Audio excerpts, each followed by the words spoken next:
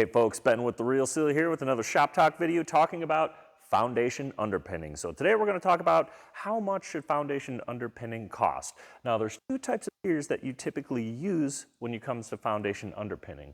One is a push pier, and that's something that we typically use on heavier based homes, and another is a helical pier, which we use for lighter based structures, and these drill into the ground, whereas these use the weight of the home to drive the pier down to that supportive strata. So now the difference between those piers are typically just the load that they can handle. Price is typically about the same. Now this may change depending on metal prices, availability, but typically you're looking anywhere from $2,000 to $2,500 per pier. With that, that may be something that typically only sections of the home need to be done as opposed to the entire home, but definitely consult your professional that you're working with and they'll be able to give you a good idea on exactly what you need. Now, what is foundation underpinning? That's the process by which we support the home that has no longer the ability to essentially support itself. The home is falling into the ground, so this is what we use to bring it back up, support it, and in some cases, even lift it back up into place. There are a lot of things that are warning signs for something like this. Foundation cracks that are larger than 1/10 of an inch can be a sign that you are seeing some structural movement in your walls. Sticking windows and doors, or doors just ghost opening, or windows that mysteriously cracked and you can't open them anymore, that could be a sign that you're seeing some movement in your walls, as well as any cracking in your interior foundations, as well as your exterior brick. If you're seeing some zigzagging cracks going up the side of your brick, that's usually a telltale sign that we're seeing some movement.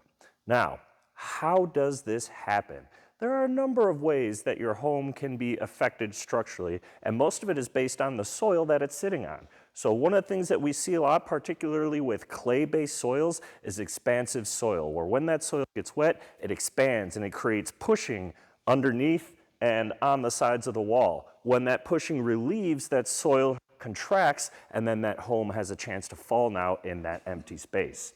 Another thing that we see a lot is weak soil. If the soil was not compacted enough when the home was built, it's very easy for that soil to settle. Once you put all that weight on it, a home typically does settle in the first couple of years after it's built, but after about 7 years, if you're seeing any continued movement, that's a bad sign and you could be having some structural issues.